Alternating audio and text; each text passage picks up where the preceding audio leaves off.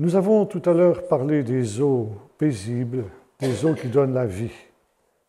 Nous arrivons maintenant à un des moments les plus dramatiques de notre psaume, et nous lisons au verset 4. « Mais quand je marche dans la vallée de l'ombre de la mort, je ne crains aucun mal car tu es avec moi, ta houlette et ton bâton, voilà mon réconfort. » Il y a un certain nombre d'années, je prêchais sur ce psaume 23 dans un certain lieu, et à la fin de mon intervention, une personne est venue me remercier.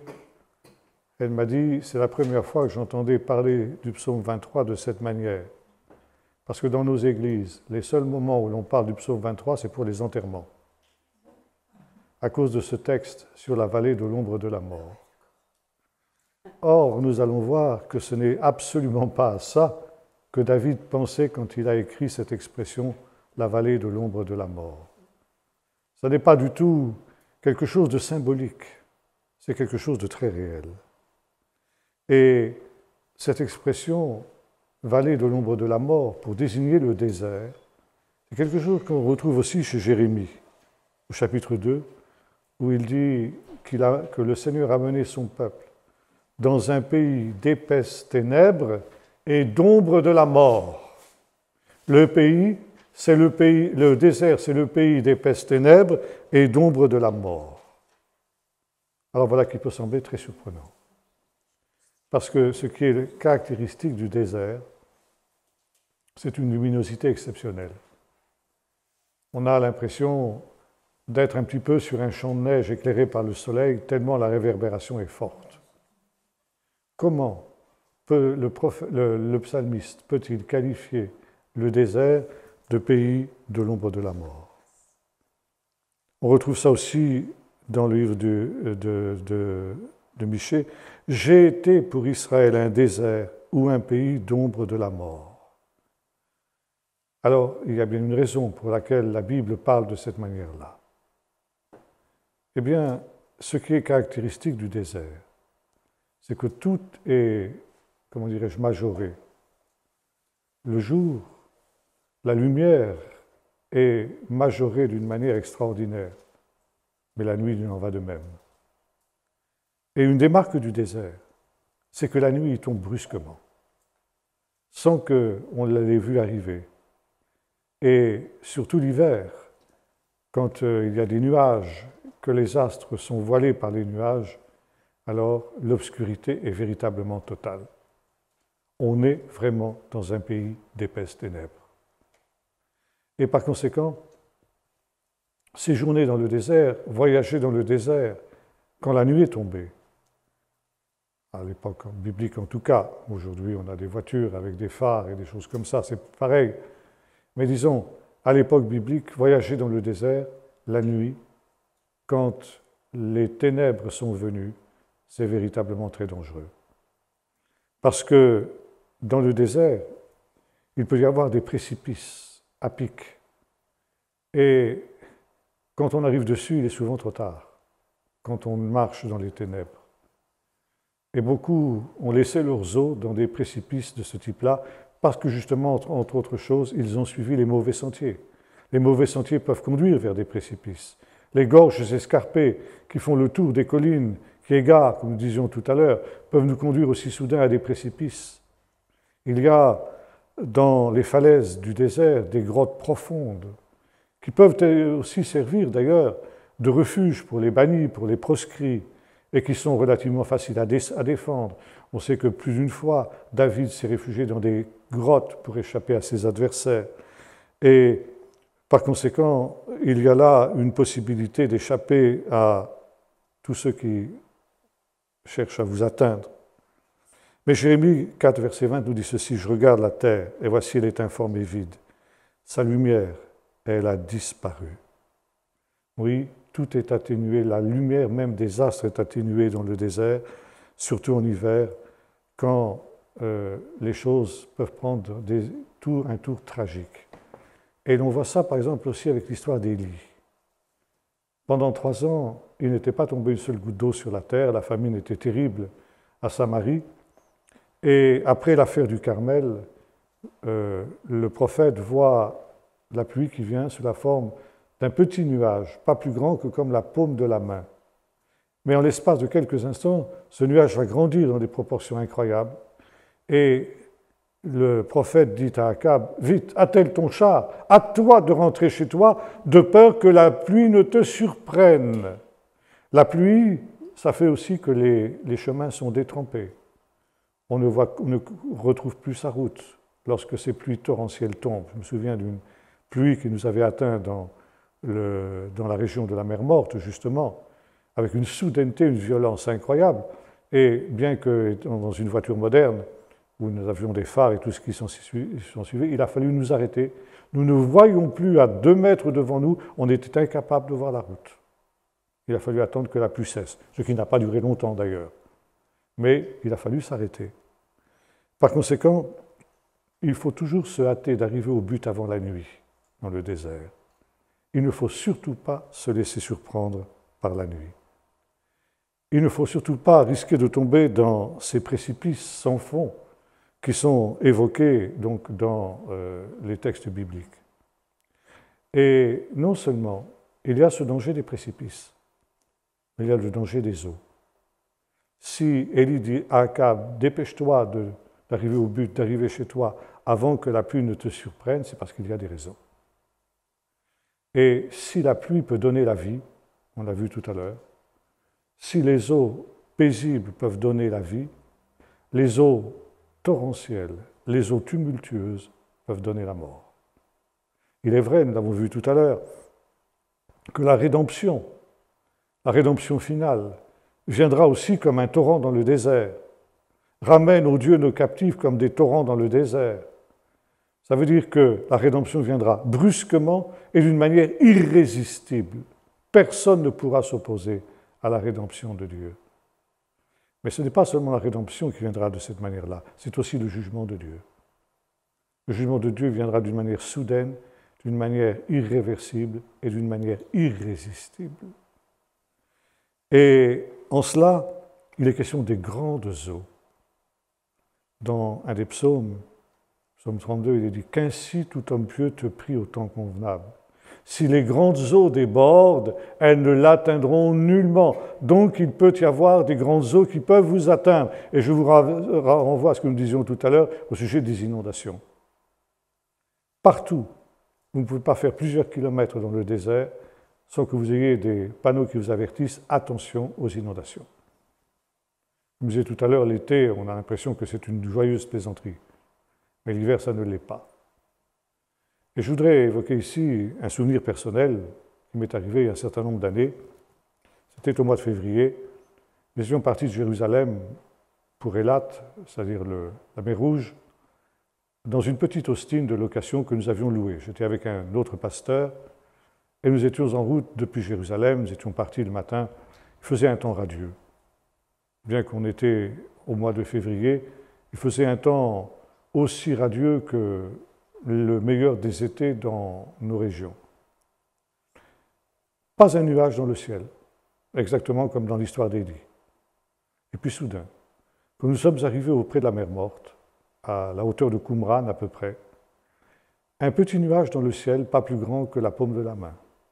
Et en l'espace de quelques instants, le ciel s'est couvert, bouché complètement, et une pluie torrentielle s'est abattue.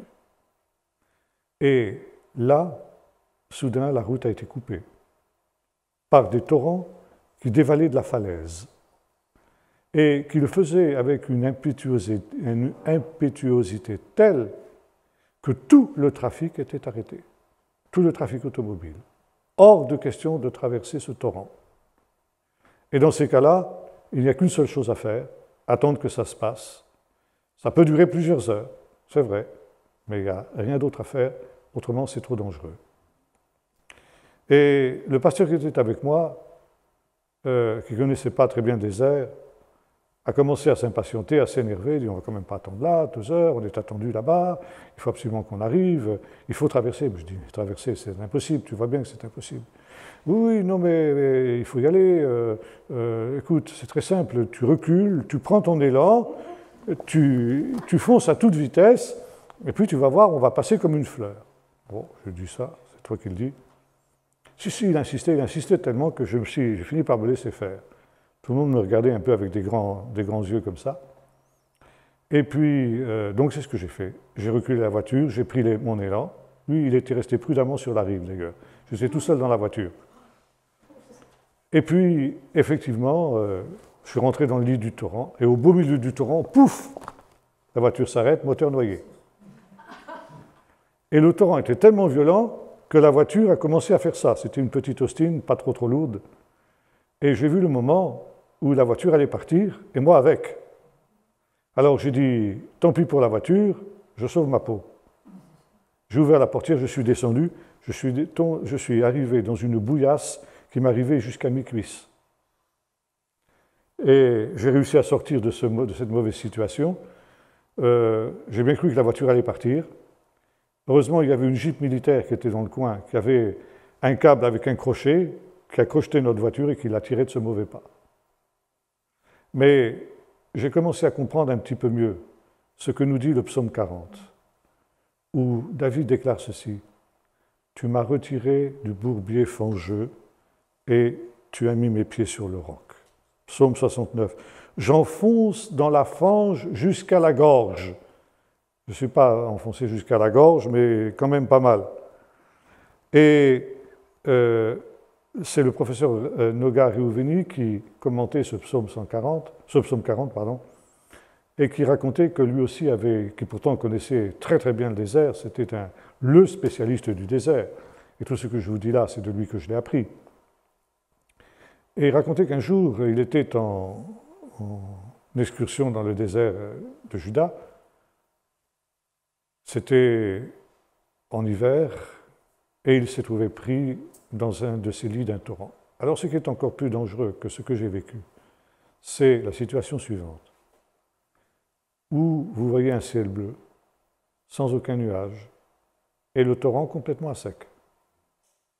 Vous dites, je risque rien. Et pendant que vous êtes en train de traverser ce torrent, vous entendez un grondement dans le lointain, à quelques kilomètres en amont. Quand vous entendez le grondement, c'est déjà trop tard. Vous n'avez qu'une seule chose à faire, sortir de là le plus rapidement possible si vous le pouvez. Et quelquefois, vous ne pouvez pas. Qu'est-ce qui se passe? Il se passe un orage à 3 km ou 4 km en amont. Et là-bas, il tombe des cordes, alors qu'à 4 km plus en aval, vous n'avez pas une goutte d'eau, vous n'avez pas un nuage. Voyez-vous, c'est extrêmement dangereux. Le désert est véritablement traître à ce niveau-là, parce que, en principe, vous n'y voyez rien du tout. Mais le torrent qui se forme à 4 km déferle avec une puissance, une intensité, une impétuosité telle que vous ne pouvez pas résister. Et non seulement c'est de l'eau que vous allez rencontrer, mais c'est de la boue, c'est des pierres, parfois des énormes blocs de rochers qui vous écrasent comme un fétu de paille.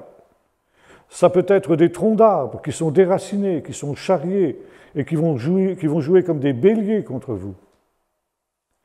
Et en général, quand vous entendez le grondement, c'est déjà trop tard. Quelques secondes plus tard, le torrent il est sur vous et vous êtes pris dans le piège. Ce qui est arrivé au professeur Riouveni, et il raconte comment il avait été emporté par ce torrent. Il avait cru sa dernière heure arriver. Il avait fait une constatation alors qu'il était en train de lutter contre les éléments déchaînés, c'était que le torrent coulait plus vite au centre que sur les côtés. Donc en nageant, il a réussi à rejoindre une des berges où le torrent coulait un petit peu moins vite. Il dit, je m'en suis tiré parce que j'ai réussi à gripper un rocher. Et j'ai compris le psaume 40 qui dit ceci, « Tu m'as retiré du bourbier fangeux », parce que, encore une fois, ce n'est pas de l'eau, c'est de la boue qui coule. Et vous voyez arriver, j'ai vu par exemple des photos aériennes, des films de l'arrivée de ces torrents, mais c'est impressionnant. Ça arrive avec une vitesse inimaginable. Et rien ne résiste. Et le psalmiste dit ceci, « Tu m'as retiré du bourbier fangeux et tu as mis mes pieds sur le roc. » Et le professeur Riouveni disait, si vous êtes pris un jour dans un torrent de ce type-là, essayez par tous les moyens d'agripper un rocher, c'est votre seule chance de salut. Un rocher. Il faut, il faut se retirer de cette situation-là.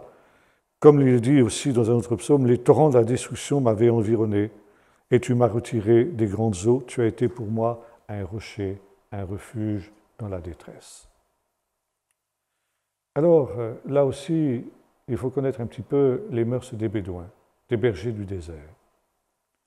Pendant l'été, les bergers ont l'habitude de dresser leur tente dans le lit des oueds, parce qu'ils sont sûrs que pendant l'été, ils ne sont pas en danger dans le lit des oueds. Il n'y aura pas de torrent qui va déferler parce qu'il ne tombera pas d'eau dans tout le pays. Et pourquoi s'installe-t-on dans le lit des oueds? Parce que, comme je disais tout à l'heure, il y a toujours un peu d'humidité. Et on peut creuser des puits qui atteignent la nappe phréatique et ainsi avoir de quoi se désaltérer pendant l'été. Mais quand arrive la fin de l'été, c'est-à-dire la période de Sukkot, alors tout change. Là, on peut assister à une migration des bergers, des Bédouins. Ils vont déménager du lit des torrents pour venir s'établir sur les rochers. Ah, vous allez me dire, comment est-ce qu'on peut dresser une tente sur les rochers? Ben, on ne peut pas enfoncer des piquets dans le roc. Ce n'est pas des tentes qu'on construit pour l'hiver. Ce sont des cabanes de branchage.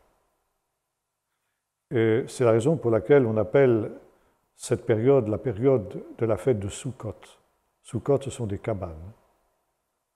Et le peuple d'Israël était invité, comme je disais tout à l'heure, à revenir au désert et reconstruire des cabanes dans lesquelles avaient vécu ses ancêtres pendant l'hiver. Pendant l'hiver, ce sont des cabanes.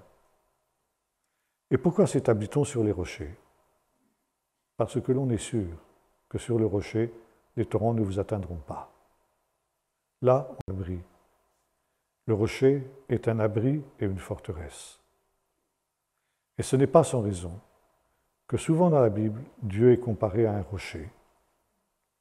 Et le psalmiste dira, plutôt c'est Moïse qui dira, il est le rocher et ses œuvres sont parfaites. S'établir sur Dieu comme un rocher, c'est être à l'abri justement de ces pluies d'hiver, de ces tempêtes d'hiver qui déferlent sur le désert et qui peuvent avoir des conséquences extrêmement désagréables, extrêmement difficiles. Et c'est aussi la perspective de nombreux textes. Par exemple, il nous est dit ceci, Ésaïe 28, « Voici, je place à Sion une pierre précieuse, une pierre choisie, et celui qui la prendra pour appui n'aura pas hâte de fuir. » Ça veut dire qu'il y a à Sion un rocher. Sion, c'est un rocher. Et souvent, les psaumes nous la présentent de cette manière-là. Et celui qui vient s'établir dans la présence de Dieu, puisque Dieu réside à Sion, celui-là sera à l'abri notamment des tempêtes eschatologiques, des tempêtes des derniers temps, des tempêtes apocalyptiques qui déferleront sur la terre quand le Seigneur le jugera bon.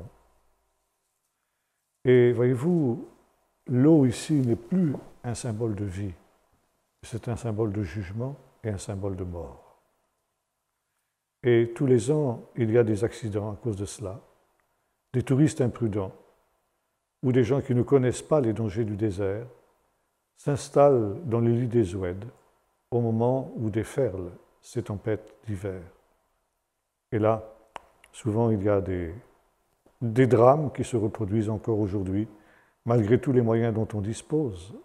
Parfois, on parvient à en sauver, mais il faut pour cela mobiliser des hélicoptères. Et le seul moyen de pouvoir accéder dans ces endroits-là, c'est l'hélicoptère. Même une voiture 4x4 est emportée comme un fétu de paille dans ces cas-là. Et le rocher, donc, est un abri. Dans le livre du prophète Zacharie, on retrouve cette idée aussi au chapitre 12, où il est question de ce rocher que le Seigneur place à Sion. Ce rocher, c'est un endroit où les nations vont venir se heurter, une pierre d'achoppement, un rocher de scandale. Et voyez-vous, le rocher, il a une double fonction. Pour les justes, il est un abri. Pour les adversaires de Dieu, il est au contraire une pierre d'achoppement. Ça veut dire quelque chose d'inébranlable. Vous ne pouvez pas faire bouger un rocher, il est trop lourd. Et vous avez beau essayer d'employer toutes vos forces, c'est vous qui allez vous meurtrir. Et au temps de la fin, le prophète compare ce que sera l'assaut des nations contre Israël à un assaut insensé contre un rocher. On a beau avoir les armées les plus puissantes du monde, vous ne pourrez pas faire bouger d'1 millimètre un rocher solide, établi dans le sol. C'est vous qui allez vous meurtrir. Et tous ceux qui essaieront de soulever cette pierre seront gravement meurtris, nous dit le prophète. Vous retrouvez cette idée aussi dans la parabole des 2 maisons. Ceux qui écoutent la parole que je dis et la mettent en pratique sont semblables à des sages qui ont construit la maison sur le rocher. Et quand la tempête eschatologique est venue, cette maison a résisté parce qu'elle a été construite sur le roc. Cette maison, cette cabane, c'était plutôt des cabanes, mais enfin, disons, elle a résisté. On a souvent utilisé cette parabole pour parler des tempêtes de la vie qui surviennent dans la vie de chaque être humain. C'est vrai, on peut le comprendre aussi de cette manière.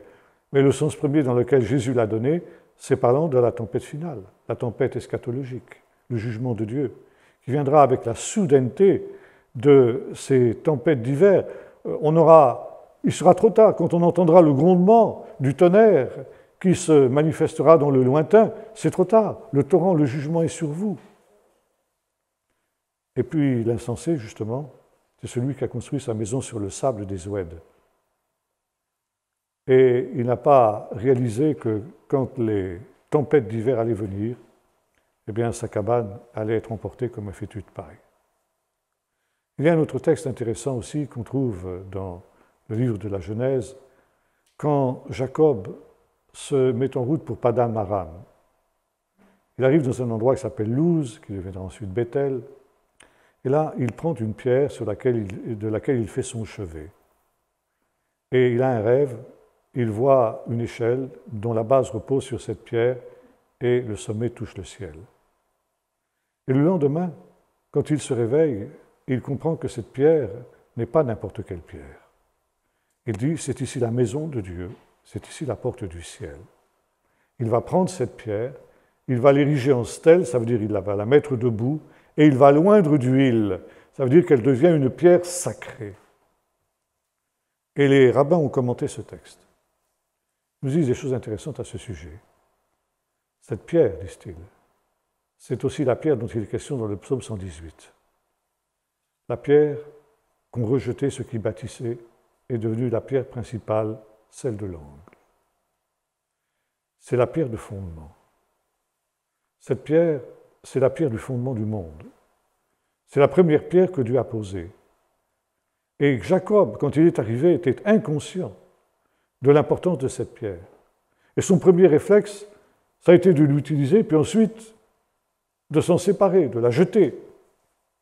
La pierre qui a été rejetée par ceux qui bâtissaient. Et ce n'est qu'au travers du songe de Bethel qu'il a compris que cette pierre qu'il s'apprêtait à rejeter était en réalité une pierre précieuse aux yeux de Dieu. La pierre principale, la pierre de fondement, la pierre de l'angle. Et le Seigneur lui a montré que cette pierre était en réalité une pierre qui allait ensuite servir de fondement à toute l'œuvre de Dieu, et notamment au peuple d'Israël. Il nous est dit que cette pierre est assimilée avec Abraham. Dans le chapitre 51 du livre du prophète Ésaïe, il nous est dit ceci: « Portez les regards vers Abraham, votre père, le rocher dont vous avez été tirés. » Abraham est la première pierre sur laquelle l'œuvre de Dieu, l'œuvre de la rédemption a été fondée. Mais les explications rabbiniques nous disent que ce n'est pas simplement Abraham qui était représenté par cette pierre, mais c'était Jacob lui-même, les 2 autres patriarches. Ils sont les pierres de fondement. Et sur ces pierres, il va y avoir 12 autres pierres qui vont venir s'établir, qui vont être les 12 fils de Jacob. Et à partir de là, va s'établir, va se construire le peuple d'Israël. Donc cette pierre, elle est absolument essentielle, elle est absolument capitale. Et Dieu placera au temps de la fin cette pierre à Sion. C'est la pierre dont il est question dans le livre d'Ésaïe que nous évoquions tout à l'heure. Je place aussi une pierre précieuse, rejetée par les hommes, mais précieuse aux yeux de Dieu. Et ceux qui prendront appui sur cette pierre n'auront pas hâte de fuir. Maintenant, il y a un autre détail intéressant dans cette histoire du songe de Béthel. C'est qu'après avoir reconnu l'importance de cette pierre, Jacob va l'ériger en stèle, va la dresser, et il va l'oindre d'huile. André Chouraki, dans sa traduction, a traduit de la manière suivante. Il l'a messié. Du mot messie. Il l'a messié. Il l'a ointe d'huile, ça veut dire il l'a messié. C'est le sens du mot messie, Mashiach en hébreu. Ça veut dire quelqu'un qui a été oint d'huile. Et lorsque quelqu'un a été désigné pour être roi, il était oint d'huile comme signe de l'élection divine. C'est ce que Samuel avait fait pour David, nous en avons parlé hier. Et par conséquent, cette pierre, parce qu'elle a été ointe d'huile, elle est devenue de pierre messianique. Une pierre qui est en relation avec la venue du Messie. Et plus que la venue du Messie. Parce qu'il nous a dit cette pierre, il l'a dressée, il l'a soulevée. Et les sages d'Israël font un rapprochement avec le chapitre 52 du livre du prophète Ésaïe. Il nous est dit ceci dans le fameux, ce qu'on appelait la Passion selon Ésaïe. « Voici mon serviteur s'élèvera, il s'élèvera, il s'élèvera bien haut. » 3 fois, au début de ce texte, il est dit que le serviteur s'élèvera. Pour les non-juifs que nous sommes, le fait que 3 fois il soit dit que le serviteur s'élèvera, ça ne nous empêche pas de dormir. Pour un juif, oui. Si le Saint-Esprit a éprouvé le besoin de mentionner par 3 fois que le serviteur s'élèvera, le serviteur c'est bien évidemment le Messie, eh bien c'est qu'il y a une raison. Il s'élèvera bien haut. Bien haut. Pourquoi? Parce qu'il s'élèvera au-dessus de tout ce qu'Israël a produit de mieux. Qu'est-ce qu'Israël a produit de mieux d'abord? Évidemment, c'est Moïse. Et par conséquent, le serviteur de l'Éternel, le Messie, sera plus grand que Moïse. Après Moïse, pardon, j'ai commencé par le mauvais bout, excusez-moi. Il sera plus grand qu'Abraham. Abraham est le premier. Puis il sera plus grand que Moïse. Et quand on a parlé de ces 2 hommes, Abraham et Moïse, peut-on imaginer dans l'histoire du peuple d'Israël quelque chose de plus grand que ces 2 hommes-là? Il n'y en a pas eu. Et pourtant, il y a un 3e, il s'élèvera. Il s'élèvera au-dessus d'Abraham, il s'élèvera au-dessus de Moïse, et une 3e fois, il s'élèvera au-dessus de quoi? Mais il faut chercher dans le ciel. Il ne faut plus chercher sur la terre. Et qu'est-ce qu'il y a dans le ciel? Les anges. Non, il ne s'élèvera pas au-dessus de Dieu, le Messie, mais il s'élèvera au-dessus des anges. Et notamment, au-dessus des anges les plus élevés en dignité et en gloire, que l'on appelle dans le judaïsme les anges du service. Le Messie sera plus grand qu'Abraham, plus grand que Moïse, et plus grand que les anges du service. Et c'est la raison pour laquelle il sera oint d'huile. Et la pierre dont il est question, la pierre de Béthel, elle est l'image du Messie, la pierre rejetée qui est devenue la pierre principale de l'angle. Et il est intéressant de noter que vous retrouvez cette idée qu'on appelle un midrash dans l'Épître aux Hébreux. L'Épître aux Hébreux est construite sur ce midrash. L'auteur de l'Épître commence à nous démontrer que Jésus le Messie est plus grand que les anges, auxquels des anges à qui il jamais été dit « Tu es mon fils, je t'ai engendré aujourd'hui ». Ensuite, qu'il est plus grand que Moïse, et enfin qu'il est plus grand qu'Abraham. Ce qui veut dire que l'auteur de l'Épître aux Hébreux connaissait cette interprétation des rabbins et il l'utilise. Bon, ça c'est un autre problème. Donc la pierre est le Messie. Et vous retrouvez ça aussi dans la fameuse déclaration de Césarée. Quand Jésus demande à ses disciples « Qui dites-vous que je suis ?» Et il y a différentes réponses qui sont apportées par les différents disciples. Et puis finalement, Jésus leur demande directement « Et vous, qui dites-vous que je suis ?» Et Pierre, inspiré par le Saint-Esprit, répond « Tu es le Messie, le Fils du Dieu vivant. » Et Jésus répond en disant « Tu es heureux, Simon, fils de Johanna, parce que ce n'est pas la chair ni le sang, c'est-à-dire que ce n'est pas humainement que tu as dit cette chose-là, mais c'est par l'Esprit de mon Père qui est dans les cieux. Et moi, je te dis que tu es Pétros, et sur cette Pétra, je bâtirai mon Église, et les portes du séjour des morts ne prévaudront pas contre elle. » Nous sommes exactement dans cette idéologie de la pierre, dans cette typologie de la pierre. Alors souvent, il y a une très très mauvaise traduction de ce texte qui est faite dans la plupart de nos versions, parce qu'on traduit Pétros et Pétra de la même manière. Tu es pierre, et sur cette pierre, je bâtirai mon Église. Alors on conclut que Pierre est la pierre en question sur laquelle Jésus va construire son Église. Et c'est la théologie romaine qui fait de Pierre le pape, et les successeurs de Pierre ceux qui sont le rocher sur lequel l'Église est construite. Mais en grec, ça n'a absolument pas ce sens. Il y a deux mots différents, Pétros et Pétra. Pétros, ça veut dire une petite pierre, un petit caillou. Et puis Pétra, ça veut dire un rocher. Et voici, si on traduit littéralement ce que Jésus dit à Pierre, il lui dit ceci. Pierre, tu es un petit caillou, tu es un rocher. Enfin, un petit caillou, quand même, quelque chose d'important. Ça ne veut pas dire un tout petit caillou grand comme la paume de la main, c'est pas ça. Mais par rapport au rocher, tu n'es pas grand-chose. Et pourtant, tu vas être quelque chose. Mais tu viens de poser une pierre de fondement, une pierre précieuse, à savoir, tu as confessé que je suis le Messie, le Fils du Dieu vivant. Et le Pétra, le rocher, c'est pas toi, Pierre, c'est moi, Jésus.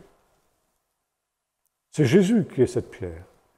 Pierre le confirmera d'ailleurs dans ses épîtres, quand il dira que Jésus est cette pierre, justement, citant ce texte. Et l'Église repose sur cette affirmation capitale. Jésus est le Messie, le Fils du Dieu vivant. Dans la première épître aux Corinthiens, chapitre 2, Paul reprend la même idée, disant « Personne ne peut poser un autre fondement que celui qui a été posé, à savoir Jésus-Christ. Il est cette pierre de fondement. » On appelle en hébreu ça l'Even Ashitia, la pierre fondamentale. Et après, chacun va construire dessus. Il est cette pierre de Bethel, qui a été messier. Il est cette pierre qui, au temps de la fin, deviendra cette pierre que Dieu posera à Jérusalem, sur laquelle les nations viendront se heurter en essayant de la vaincre, en essayant de la bouger. Mais sur cette pierre sera bâtie son Église.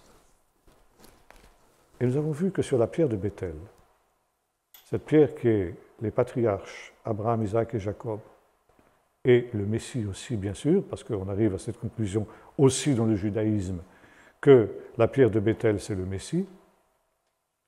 Et sur cette pierre vont être posés 12 fondements, qui sont les 12 fils de Jacob. Or, Jésus dit à Pierre, eh bien, toi aussi, tu auras un rôle à jouer dans la constitution de cette Église. Toi et tes frères, un rôle fondamental. Vous serez les fondements de cette Église aussi. 12 fondements qui seront établis sur la pierre fondamentale. Ça veut dire sur Jésus. Et Paul reprend cette idée dans la deuxième aux Corinthiens, chapitre 2, quand il dit « Vous avez été établis sur le fondement des apôtres et des prophètes, Jésus-Christ étant la pierre angulaire. » Voilà, tout est dit. Ça veut dire que les 12 apôtres, et ils sont 12, pas 13, ni 11, Il faut qu'il soit 12. Pourquoi? Parce que de la même manière qu'il y avait 12 fondements au peuple d'Israël pour la pierre de Béthel, il y a 12 fondements pour l'Église. Et les apôtres sont ceux qui nous donnent l'enseignement véritable pour l'Église de tous les lieux et pour tous les temps. Ils sont la pierre fondamentale, ils sont les fondements de l'Église. Sur cette pierre, je bâtirai mon Église, avec vous les 12, et ensuite chacun construit dessus, selon ses capacités, selon sa volonté. Il peut construire avec des matériaux précieux, de l'or, de l'argent, des pierres précieuses, ou avec des matériaux vils, du foie, du chaume et du bois. Mais tout cela flambera au dernier jour. Et Jésus ajoute une dernière chose. Les portes du séjour des morts. Ça veut dire cette tempête eschatologique qui déferlera au dernier jour ne pourra rien contre cette Église, ne pourront rien contre cette forteresse parce qu'elle sera construite sur le rocher. Mais si on construit sur un autre fondement, évidemment, tout cela sera emporté. C'est l'image des deux maisons, la maison construite sur le roc et la maison construite sur le sable. Et là, donc, nous voyons l'importance du rocher. Il est le rocher, dira Moïse, et ses œuvres sont parfaites. Alors Jésus est aussi le rocher, ce rocher de Béthel, ce rocher qui est la pierre fondamentale sur laquelle toute Église et tout chrétien se doit d'établir. Maintenant, c'est cette pierre dont il est question dans le chapitre 28. Au temps de la fin, elle sera le refuge dans la tempête apocalyptique. Et l'image ici est tout à fait parlante pour les disciples qui connaissaient évidemment toutes ces choses-là que nous ne connaissons pas. Eh bien, quand viendra le temps de la tempête, quand viendra l'hiver, et l'hiver sera marqué par l'apostasie de l'Église et du monde, le rejet des commandements de Dieu dont nous parlions ce matin. Quand viendra l'hiver, comme quand vient l'hiver dans le désert, il faudra se hâter de déménager, de sortir des lits des oueds, de sortir de ces étendues sablonneuses où il est très facile de planter sa tente, où c'est très agréable, on a de l'eau pendant tout l'été, mais qui à ce moment-là deviendra un endroit terriblement dangereux. Ça veut dire qu'il faut renoncer à la facilité, il faut renoncer à ce qui est agréable pour sauver sa vie. C'est la vie de chacun qui est en danger. Et de la même manière qu'au moment où vient l'hiver, les Bédouins déménagent et vont s'établir sur le rocher pour échapper à ces tempêtes d'hiver, de la même manière, il conviendra au temps de la fin de venir s'établir sur le rocher. Et le rocher, c'est qui? C'est Jésus, c'est le Messie. Et en même temps, sur le fondement des apôtres et des prophètes. Ces 12 fondements, il y a 12 apôtres comme il y avait 12 patriarches. Il y a une relation entre les deux. Et dans la Nouvelle Jérusalem, au chapitre 21 et chapitre 22 du livre de l'Apocalypse, vous retrouvez aussi les 12 portes sur lesquelles sont écrits le nom des 12 patriarches, des 12 tribus d'Israël, et à chacune de ces portes, un fondement qui est un des 12 apôtres de l'agneau, le nom d'un des 12 apôtres de l'agneau. Et Jésus dira, dans le chapitre 22 de l'Évangile de Luc, qu'au renouvellement de toutes choses, c'est-à-dire au temps de la fin, les 12 seront assis sur 12 trônes pour juger les 12 tribus d'Israël, c'est-à-dire pour être les chefs spirituels et politiques des 12 tribus d'Israël, chaque apôtre étant lié à une des 12 tribus. Et voyez-vous, au temps de la fin, les deux réalités se rejoignent, Israël et l'Église. Et elles n'en font plus qu'un. Il y a un seul rocher qui représente à la fois le peuple d'Israël racheté et l'Église qui elle aussi a été rachetée dans les mêmes conditions. Et c'est la même histoire. Les deux réalités se retrouvent dans la Nouvelle Jérusalem, dans la gloire éternelle, et participent à la victoire définitive et au triomphe de l'agneau. Alors, il y a un temps où les tempêtes du désert sont déjà visibles. Ce qui est la caractéristique des tempêtes du désert et par conséquent de la tempête finale, c'est qu'elles viennent soudainement, comme je disais tout à l'heure. Et avec une impétuosité et un caractère absolument irréversible. Quand on est pris dans ces lits des oueds, il est trop tard, on ne veut plus s'en tirer. Et c'est pourquoi les apôtres disaient, parlant de la tempête qui venait le jour de la Pentecôte, disaient « Sauvez-vous de cette génération perverse. N'attendez pas le dernier moment pour quitter le lit des oueds et pour aller vous établir sur les rochers. C'est maintenant qu'il faut le faire, pendant qu'il en est temps. Vous aurez le temps de construire tranquillement votre maison, vous aurez le temps de prendre avec vous vos affaires. Mais si vous attendez le dernier moment, comme Lot, quand il a dû quitter Sodome, eh bien, vous échapperez peut-être, mais peut-être simplement au travers du feu. Et en tout cas, vous avez une bonne chance d'y rester. Et c'est la raison pour laquelle il est important de ne pas attendre. Quand on voit les premiers signes, alors il faut venir dans la présence de Dieu. Quand je marche dans la vallée de l'ombre de la mort, je ne crains aucun mal car tu es avec moi. Et la vallée de l'ombre de la mort, c'est effectivement cette tempête eschatologique aussi dont parle Jésus et dont parle aussi David. Encore une fois, il ne pensait pas à la mort personnelle et individuelle de chaque individu quand il disait cela, comme on le fait dans notre lecture du psaume 23, mais il le faisait dans la perspective de la tempête dernière qui devait venir. Et là, le bâton du Seigneur rassure, parce que le Seigneur est celui qui me conduit sur le rocher que je ne puis atteindre. Il est souvent trop tard pour rejoindre le rocher. Et ce rocher, il est quelque chose qu'on voit dans le lointain, mais on est emporté par le flux du torrent, et on a beau faire ses efforts, nager à contre-courant, on n'arrive pas à l'atteindre. Et David priait, « Conduis-moi sur le rocher que je ne puis atteindre ». Alors si nous réalisons que notre vie est établie sur le lit des oueds, dans le lit des oueds, sur le sable, alors il ne faut pas attendre plus longtemps. Il faut être ces hommes sages qui déménagent pendant qu'il en est encore temps et qui vont s'établir sur cette pierre de fondement, cette pierre unique, choisie, précieuse aux yeux de Dieu, bien que méprisée par les hommes. Et celui qui prend appui sur cette pierre n'aura pas hâte de fuir. Il sera à l'abri du danger. Et lorsque viendront les torrents de Bélial, c'est le mot torrent qui est employé dans le grec, n'est-ce pas? Les torrents du désert, les torrents de Bélial, les torrents du Shéol, les torrents de l'enfer qui déferleront, eh bien, elles ne l'atteindront pas. Elles n'atteindront pas celui qui est établi sur le roc. Aujourd'hui, c'est encore possible. Qui sait si demain, ce le sera encore. Et c'est pourquoi il ne faut pas attendre. Il ne faut pas attendre plus longtemps. Pendant que c'est encore possible, alors que le ciel commence à s'obscurcir déjà, eh bien, il faut s'établir sur ce rocher qui est le Seigneur lui-même. Ses œuvres sont parfaites.